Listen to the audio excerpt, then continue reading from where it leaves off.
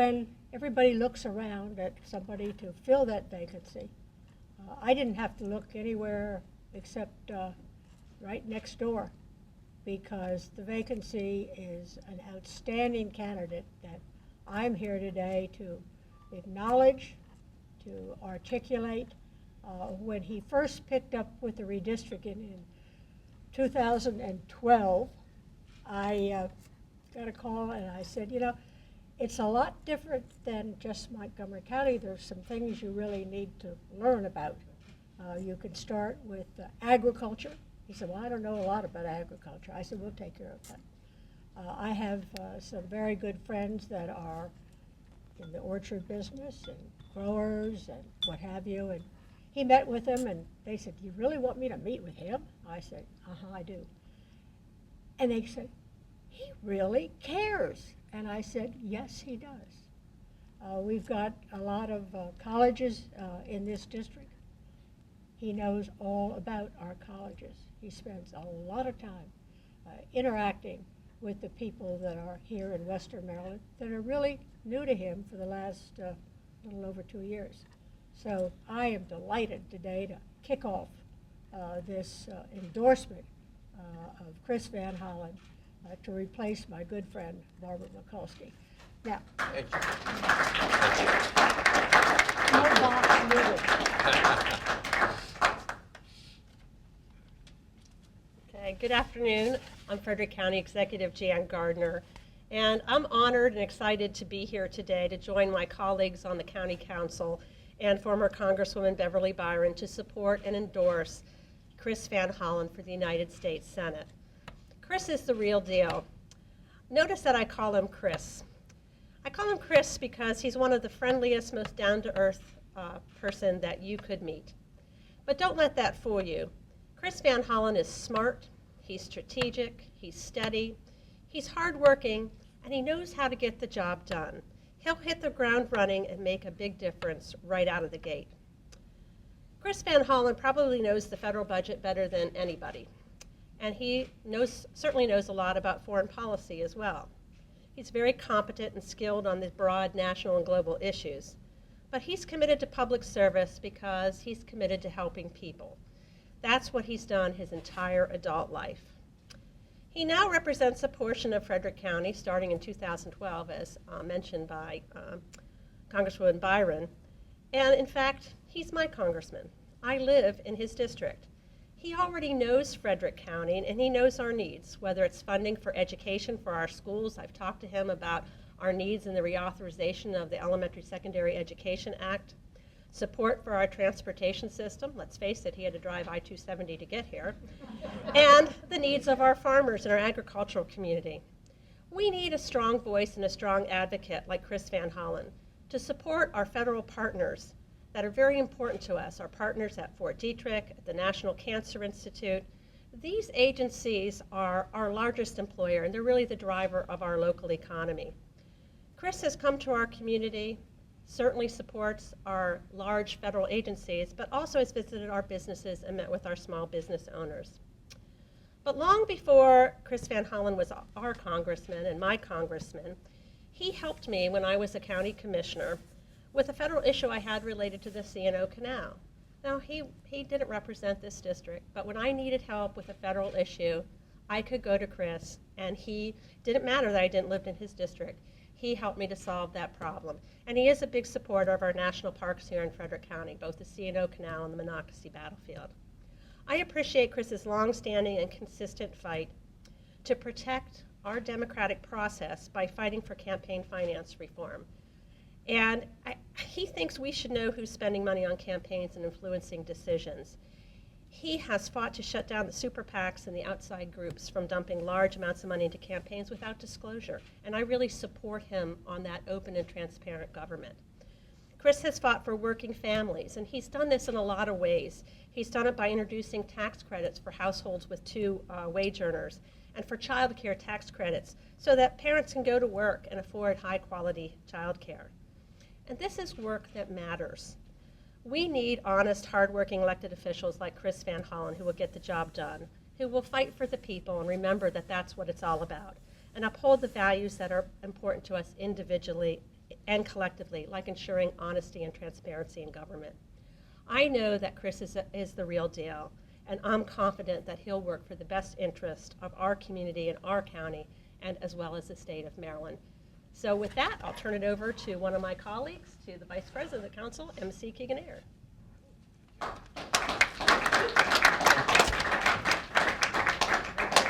Good afternoon, and thank you for coming out. I have lived in Frederick for over 25 years, and I know that families in our community want a strong economy and a better future for their children. Chris Van Hollen has worked tirelessly to advance an agenda that grows our economy by more broadly sharing our prosperity. Instead of waiting on a plan from others, Chris led by releasing a detailed plan to boost middle-class families' paychecks and making it easier for working families to get by. He fights every day on the Budget Committee for an economy that works for everyone, not just a wealthy few. And in Maryland, I think we would be very well served if Chris Van Hollen takes that fight and that dedication to the United States Senate. Thank you.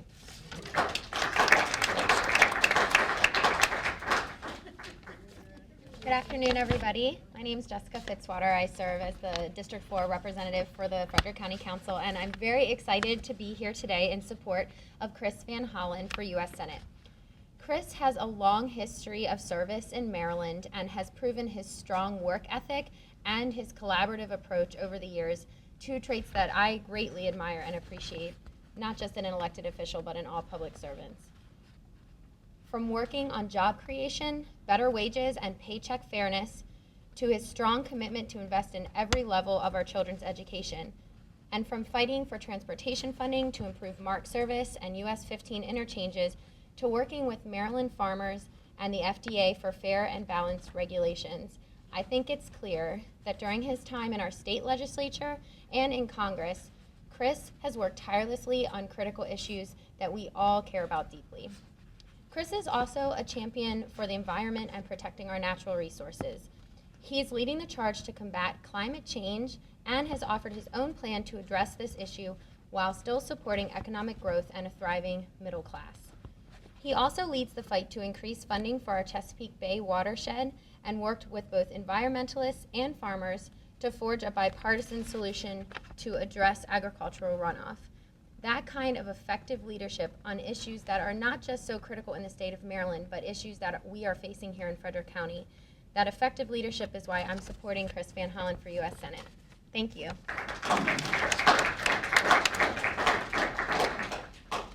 Hi, I'm Jerry Donald, County Council District 1. I was asked to come here today to talk about Congressman Van Hollen and all the good he has done, and you've gotten a long litany of the things he's accomplished, so I'll try to make this quick and simple. When people in this area need something, they call on Chris Van Hollen. When we need to push a progressive agenda in this country, we're going to need Chris Van Hollen. He has been in the state as an effective voice. He has been in the House as an effective voice. And ladies and gentlemen, I give you our next senator, Chris Van Hollen. Thank you, Jerry. Thank you very much. Thank you, Jerry. Thank you, Jerry. Thank you all very much, and thank everybody who's gathered here today. Look, I'm very honored to stand with these great elected officials from Frederick County, and I'm very grateful for their confidence and support and standing with me as I run for the United States Senate. So thank you all very much for your vote of confidence and your support. You know, each of these leaders from Frederick has distinguished themselves in a number of ways. They're very focused on listening to their constituents, listening carefully. They're very focused on trying to make sure they understand the needs of the community. And finally, they're people of action. They're people who want to get things done, to solve problems. And thank you to Congresswoman Beverly Byron for your very great words. More importantly, thank you for your wonderful service to the United States of America over many years. 10 years representing this area of the United States Congress. Congresswoman Byron was a fearless leader. She was a very capable and very effective leader. And this area was very blessed by her public service. And thank you for being here today. Jan Gardner is the very first county executive from Frederick County. And the people of Frederick chose her during this time of transition because they wanted somebody who would focus like a laser beam on the things that they cared about, right? They wanted somebody who was going to make sure that Frederick was the place that people wanted to come and work and live and raise a family. And the thing about Jan is, you know, she's no nonsense. She doesn't want to waste a lot of time on fruitless or unnecessary ideological battles. She's interested in getting things done for the people of this community. And that's what she's doing today. Thank you for your incredible leadership going forward. And that same can-do attitude also characterizes these three wonderful members of the Frederick County Council. MC Keegan Ayer, who's the vice chairman and is working very hard to try to pull together a coalition with the county executive to get things done. To Jessica Fitzwater, thank you for your energy, thank you for your focus on educational issues and all the issues that people in this community care about, and thank you for your support. Jerry Donald, thank you also for being part of this team that is leading Frederick forward. And Frederick has a great tradition, but it also is working hard to make sure it meets the challenges of this generation. And this team of leaders is at the foreground and the front of that effort. So thank them all. And I've been pleased to have the opportunity to work with many of them and many of you here in Frederick to try to advance issues that are important to Frederick. And you've heard a number of them here today. Fort Detrick is an incredibly important part of this community, as is the National Cancer Institute at Frederick. And as part of the budget that I put together on behalf of my colleagues, I've made sure that we have the resources necessary for Fort Detrick and NCI Frederick to meet their mission. We're going to have a constant battle with respect to making sure we make the investments necessary, and I look forward to continuing to work with this team to get it done. Education, from pre-K early education to K through 12 and beyond, that has been a passion of mine, as it is so many of our leaders here today. And we have worked very hard to try to get funding and succeeded in getting funding for a number of community colleges in Maryland to help train people in the area of cyber technology, including Frederick Community College, which received a good number of resources to help meet that really important mission. And as all of you know, the whole area of cyber technology is going to be a very important part of our local economy, our state economy, as well as the federal economy, and a vital part of our national security going forward. I've had the privilege of working across party lines to help shape the legislation, in fact, lead the legislation a number of years ago that made sure that the Chesapeake Bay watershed received federal funds to help farmers, have the tools necessary to protect our treasure of the Chesapeake Bay. And it was a lot of work, but we put together a coalition of farmers, environmentalists, and everybody who cared about protecting the bay together to get it done. And Maryland and the Chesapeake Bay watershed became the first watershed in the country to receive that kind of dedicated funding, and that was something I was very proud to work on.